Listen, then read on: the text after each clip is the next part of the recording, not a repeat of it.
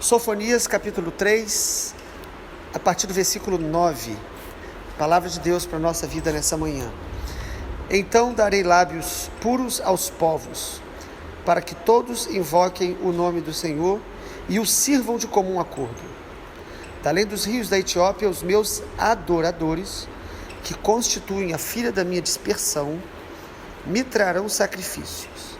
Naquele dia você não terá de se envergonhar de nenhuma de suas rebeliões contra mim, porque tirarei do meio de você, Jerusalém, os que exultam no seu orgulho, e você nunca mais se orgulhará no meu santo monte. Mas deixarei no meio de você um povo modesto e humilde, que confia no nome do Senhor. O remanescente de Israel não cometerá injustiça.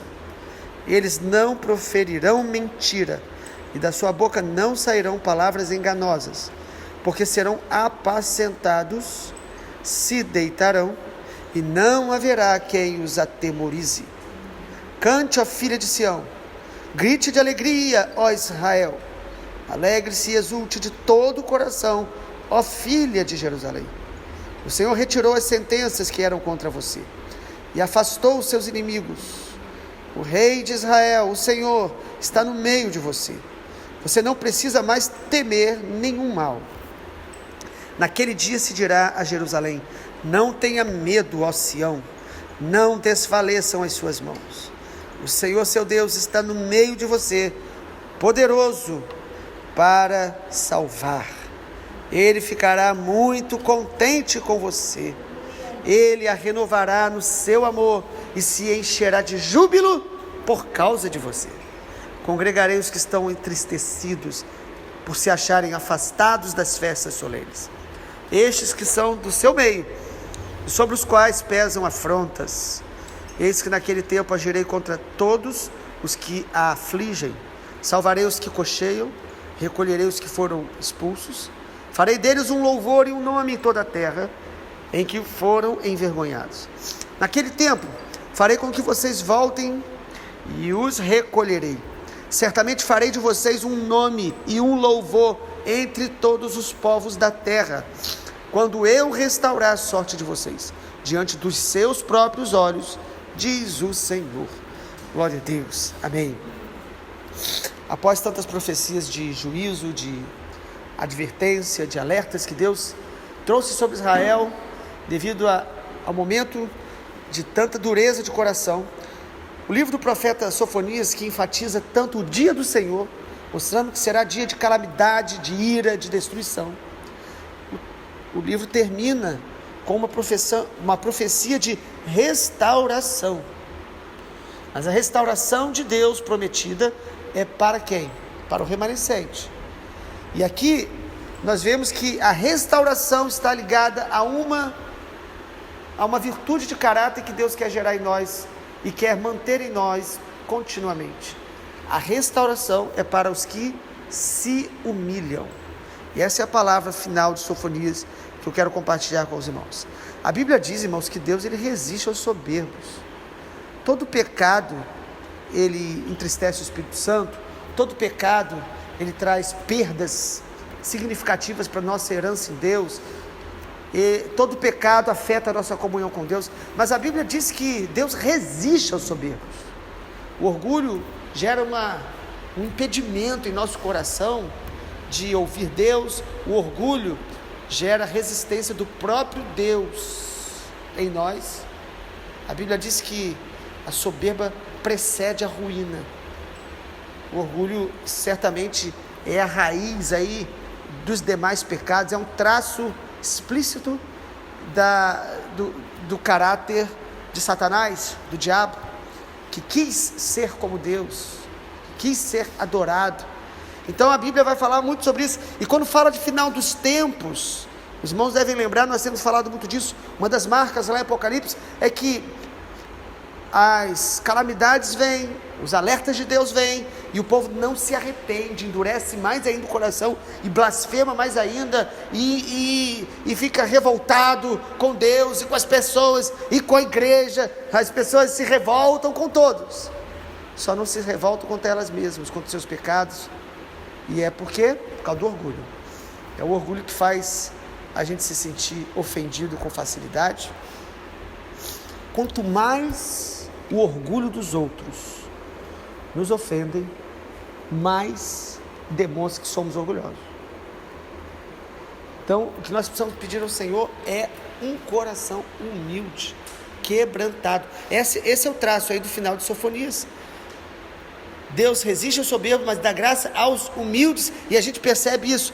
Versículo de número 12: eu deixarei no meio de você um povo modesto e humilde.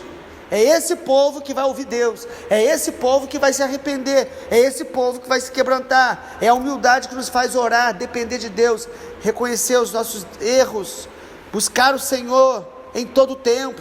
É a humildade que no meio do sofrimento e das provações que a gente passa, nos faz correr para Deus, e não questionar Deus, endurecer o coração e dizer que vamos abandonar tudo. Isso mostra nossa vaidade. A gente geralmente se escandaliza muito com alguns tipos de pecados, e devemos realmente reprovar e nos entristecer, como a imoralidade, como quando você vê alguém se entregando às drogas. Mas antes da pessoa cair, na maioria dos erros, ele cai primeiro no orgulho, ele começa a se envaidecer, e inclusive o orgulho de alguma forma está sendo usado por Deus, quando a gente começa a ter mais prazer nos resultados, nos elogios, do que prazer de estar com o Senhor, de conhecer o Senhor, de ser quebrantado por Deus, de ser moldado por Deus. Quando a gente começa a ter mais prazer de ser visto pelos homens, do que de ser conhecido por Deus, tudo isso é vaidade e orgulho. Mas Deus diz que Ele vai salvar o remanescente dele, um povo humilde, um povo que é quebrantado. O Senhor Jesus fala isso no Evangelho de Mateus. Ele diz: aprendei de mim, porque eu sou manso e humilde de coração. Tomai sobre vós o meu jugo, porque o meu jugo é suave, o meu fardo é leve. Aprendam de mim, que sou humilde de coração. O texto nos mostra aí como Deus vai agir em nosso coração quando nós nos quebrantamos. Em primeiro lugar, a gente percebe que quando nós nos quebrantamos, Deus vai purificar o nosso coração para que a gente possa o adorar. Versículo 9 diz assim: então darei lábios puros aos povos, para que todos invoquem o nome do Senhor e sirvam de comum acordo. A humildade, amado, é a raiz da santificação, é o que nos leva à santificação, porque a santificação não é mérito. Eu não posso dizer: eu venci, eu sou melhor do que você, eu não cometo os erros que você comete. A santidade me leva a um quebrantamento profundo. Então eu me santifico a partir do momento que eu me humilho diante do Senhor. E o texto está falando que Deus vai nos dar lábios puros para que a gente o invoque. Quando a gente se quebranta, Deus vai nos purificando, vai limpando os nossos lábios, vai limpando o nosso coração, vai purificando as nossas orações, vai nos ensinando a orar. Como eu vou aprender a orar se eu acho que eu já sei? Se eu não quero mudar, se eu acho que Deus tem que fazer do meu jeito, eu não vou aprender. O aprendizado vem quando eu reconheço que eu não sei, que eu dependo de Deus. E aí Deus purifica os nossos lábios para que a gente possa invocá-lo e adorá-lo e servi-lo. Versículo 9 diz isso: para que todos invoquem o Senhor e o sirvam de comum acordo. Deus só recebe a adoração de coração puro, de lábios puros. E Deus só vai me purificar se eu me humilhar e reconhecer as minhas falhas, os meus erros, a minha limitação. E quando eu reconheço, Ele toca com brasa viva do altar. Quando Isaías falou: ai de mim, porque meus lábios são impuros, Deus toca os lábios dele. A área que a gente vê e reconhece é a área que Deus toca, com brasa viva. E aí vem o segundo lugar. Em segundo lugar, quando a gente se humilha, Deus vai nos libertar de toda culpa e de toda intimidação. É muito tremendo. Versículo 11, o Senhor diz assim: naquele dia você não terá que se envergonhar de nenhuma das suas rebeliões. Nós temos rebeliões dentro do nosso coração. Mas quando a gente se humilha, Deus vai nos fazer reconhecer, confessar. E Deus vai nos libertar da culpa, da vergonha do que a gente fez. Porque muitas vezes nós estamos paralisados pela vergonha. Quantas pessoas que às vezes se afastam um pouco da casa do Senhor e ficam com vergonha de voltar. que vão dizer de mim? Deus está dizendo aqui, eu vou remover toda a vergonha das suas rebeliões. Eu tirarei do meio de você, versículo 11. Eu tirarei do meio de você, Jerusalém, os que exultam no seu orgulho. E você nunca mais se orgulhará no meu santo monte. Porque às vezes a gente está fazendo as coisas para Deus e começa a se orgulhar. Deus está dizendo aqui, eu vou libertar vocês, purificar, e vocês não vão se envergonhar do que vocês fizeram. Amado, uma coisa maravilhosa é a gente ter convicção que Deus nos perdoou, nos purificou, nos libertou de toda culpa e de toda intimidação. Satanás, ele tenta nos intimidar, ele tenta falar que nós não somos amados por Deus, não somos capazes de vencer, ou que os nossos erros nos impedem de continuar com o Senhor. Os erros que cometemos nos impedem de cumprir os propósitos de Deus, de experimentar as promessas de Deus. Tudo isso é acusação. Satanás é acusador.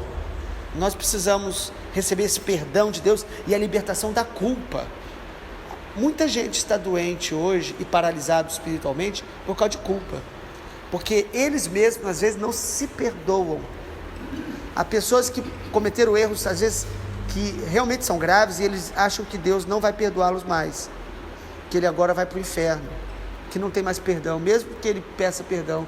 Isso é culpa, isso é acusação. O sangue de Jesus, amado, nos purifica de todo pecado. Em 1 João, a palavra do Senhor diz isso: filhinhos, eu escrevo para vocês para que ninguém peque, mas se alguém pecar, nós temos um advogado junto ao Pai. Se confessarmos os nossos pecados, Ele é fiel e justo para nos purificar de todo pecado e nos lavar de toda injustiça. É purificar mesmo. O perdão de Deus é completo. Ele não te perdoa e fica te lembrando, não. Ele perdoa e esquece, como nós lemos no final do profeta Amós. Ele nos perdoa e nos reestabelece na posição espiritual que Ele nos chamou para estar, no corpo de Cristo, no propósito de Deus. Há um lugar espiritual que eu e você fomos chamados para estar, e nós vamos sendo reposicionados à medida que a gente recebe o perdão de Deus. E isso parte de um coração humilde. Um coração que se arrepende vai experimentar a libertação da culpa e da intimidação. E vamos adorar o Senhor. Eu não comentei, mas o versículo 10 é interessante, que fala que Deus vai chamar os seus adoradores da sua filha da dispersão, que vão trazer sacrifícios, e ele fala, da além dos rios da Etiópia. É interessante porque a Etiópia tem um grupo considerável de irmãos nossos lá, que eles se dizem, e isso é comprovado, são judeus etíopes, e eles se assumem descendentes dos tempos bíblicos e que servem ao Senhor. E Deus está dizendo que eu vou chamar aqueles que estão dispersos para me adorar, para me servir. Amado, coisa maravilhosa é quando a gente tem a consciência de que o sangue de Jesus nos reconcilia com o Pai, e nós vamos voltar a viver para Deus, adorando a Deus, servindo a Deus. Como o versículo 9, nós vamos invocar e servir. A palavra invocar, todo aquele que invocar o nome do Senhor será salvo. Invocar é chamar para dentro. Terceiro lugar, quando a gente se humilha, Deus vai transformando o nosso caráter. O versículo 13 mostra isso. O remanescente de Israel não cometerá injustiça, não proferirão mentira, da sua boca não sairão palavras enganosas. Por quê? Porque serão apacentados, se deitarão, e não haverá quem os atemorize. Amado, quando a gente se humilha, Deus não apenas nos perdoa, mas Ele molda o nosso caráter, Ele transforma o nosso caráter. Nós não vamos mais viver na prática da injustiça, nós não vamos viver mais na prática da mentira, porque toda vez que a gente mente, nós vamos sendo adoecidos e deformando a nossa identidade. Mas quando a gente se arrepende, se humilha, o Deus que é poderoso para perdoar, é poderoso para transformar. A graça de Deus, ela é transformadora. E o texto está dizendo, você não mais vai se entregar à injustiça. Ou seja, a gente vivia nessas coisas, mas agora não vamos proferir mentira, se estamos mentindo e praticando a injustiça, é porque nós ainda não nos humilhamos a ponto de permitir que a graça de Deus penetre profundamente no nosso caráter e nos liberte dessa deformação. Versículo 13 então fala isso. E quando a gente permite Deus nos transformar no caráter, significa que Ele está nos apacentando. O texto fala, porque serão apacentados, versículo 13, e não haverá quem os atemorize. Irmãos, quando a gente deixa Jesus nos apacentar e tem a convicção de que Ele é o nosso pastor, nós não vamos ficar mais aprisionados pelo medo, nós não vamos ficar mais desesperados pelo medo, porque a gente sabe que o Senhor é o nosso pastor e nada nos faltará. Ele vai nos conduzir para as águas tranquilas, Ele vai estar ao nosso lado, Ele refrigera a nossa alma. Transformação do caráter. Em quarto lugar, quando nós nos humilhamos, nós vamos ter alegria restaurada na presença de Deus. Alegria é fruto do Espírito. Alegria não é algo que uns nascem com ela, outros nascem sem ela. Eu não consigo me alegrar em Deus. Às vezes a gente olha alguém, como alguns irmãos aqui, que talvez sejam mais extrovertidos, e a gente fala, ele tem uma alegria que eu não tenho. Amado, isso aí pode ter a ver com um pouco de personalidade, criação, mas a alegria do Espírito é marca de todo aquele que se humilha, que se quebranta e busca a presença de Deus. Deus restaura a alegria de adorar, a alegria de estar com os irmãos, a alegria de congregar. Você percebe aí no versículo 14, cante, ó filha de Sião, grite de alegria. Mesmo as pessoas mais tímidas, elas, quando estão buscando o Senhor e se quebrantam diante de Deus, Deus restaura a alegria de louvar, a alegria de estar com outros que servem ao Senhor, a alegria dos filhos. Os filhos se alegram porque eles sabem que eles estão novamente na presença do Pai. Eles se reconciliaram com a casa do Pai, eles se reconciliaram com Deus vivo. Sabe, amado, alegria, os verdadeiros adoradores, eles vão ser cheios da alegria de Deus. O reino de Deus é justiça, paz e alegria no Espírito Santo.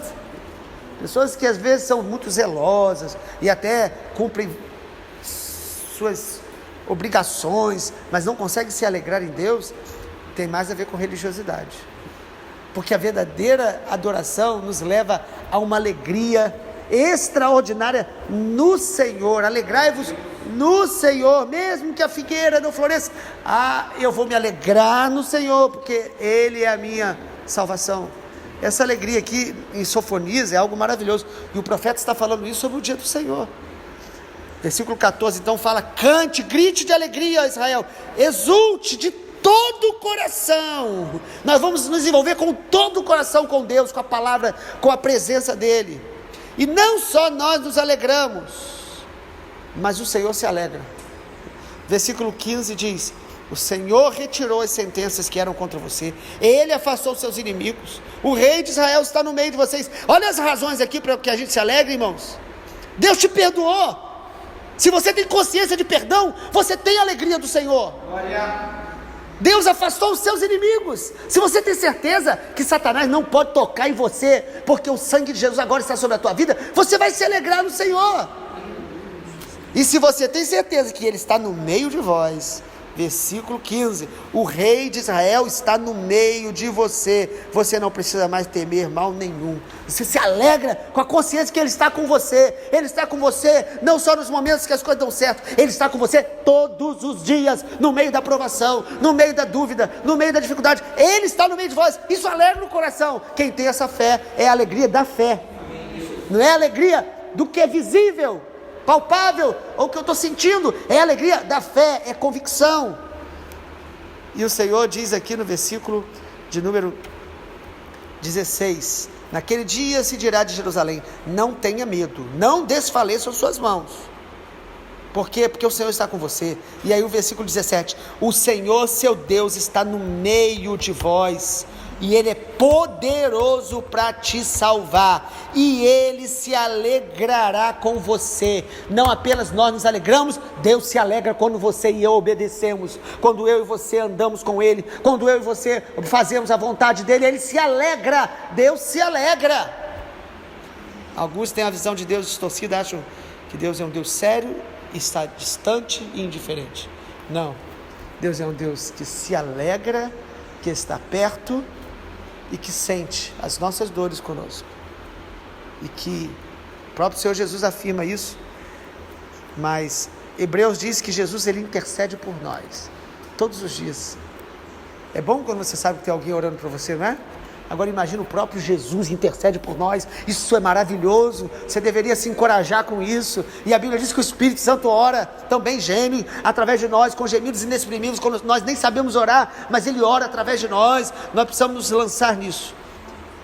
E Ele, quando a gente se alegra, nós queremos estar junto com o povo de Deus. Versículo 18, congregarei os que estão entristecidos, por se acharem afastados das festas solenes. A gente, quando é restaurado com o Senhor, nós queremos estar com o povo de Deus, e Deus mesmo nos une, Deus mesmo nos aproxima, Deus mesmo vai tirando aquelas nossas reservas que a gente vai construindo às vezes um com o outro, por causa da nossa natureza humana, carnal, não é por causa do outro, é por causa da gente mesmo. Mas Deus vai removendo isso e vai nos aproximando com as nossas diferenças e nos fazendo amar uns aos outros, porque nós somos filhos do mesmo Pai, temos o mesmo DNA, temos o mesmo Espírito, o Espírito Santo. Se Ele habita em você e em mim, nós vamos ter comunhão. E em último lugar, quando nós nos humilhamos, o Senhor está dizendo aqui que Ele vai nos tornar testemunha para todas as nações. É o que diz o versículo 20.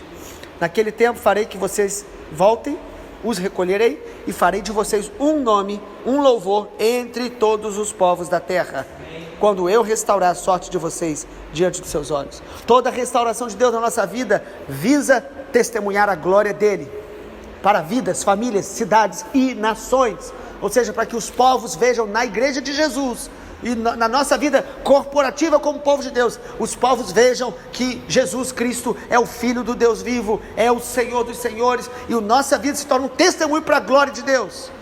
Testemunha não é só quando você tem todas as vitórias, mas é testemunho de quem ama Jesus, quem anda com Jesus, quem conhece a Jesus, quem adora a Jesus, quem serve a Jesus. As pessoas vão olhar para nós e falar, eles vivem para Jesus. Vão falar como lá em Atos, eles falam como quem teve com Jesus. Olha que maravilha, a maneira de falar. As pessoas que ouviram dizem, eles estiveram com Jesus.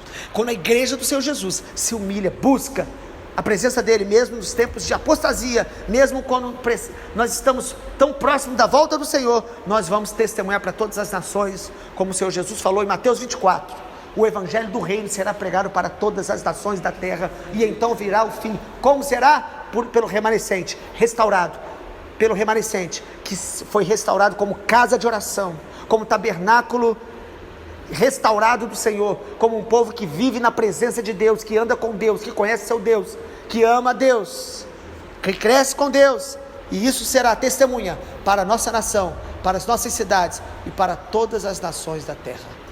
Louvado seja o nome do Senhor, que eu e você venhamos a decidir todos os dias permanecer em Jesus, como remanescentes do Senhor, que amam a sua palavra, que não se afastarão do seu propósito, da sua vontade. Pai amado, obrigado, a tua palavra é viva e poderosa, que essa palavra penetre no nosso coração nessa manhã. Espírito Santo, nos desperta todos os dias, para que nós possamos nos voltar para o Senhor, permanecer em Jesus, permanecer na palavra. Espírito Santo, que nós pedimos nessa manhã, nos dê um coração humilde, um coração quebrantado, porque nosso coração é enganoso, mas a tua palavra diz, eu tirarei o coração de pedra e vos darei um coração de carne, e na vossa mente imprimirei as minhas leis. Pai, Espírito Santo, aprofunda essa obra em nós, nos dando um coração a cada dia quebrantado, para ouvir a tua voz, obedecer o Senhor, amar o Senhor, vencendo toda raiz de pecado e contaminação deste mundo e das trevas. Assim oramos, para que a nossa posição no Senhor seja preservada, em nome do Senhor Jesus. Amém, Senhor. Amém. Glória a Deus.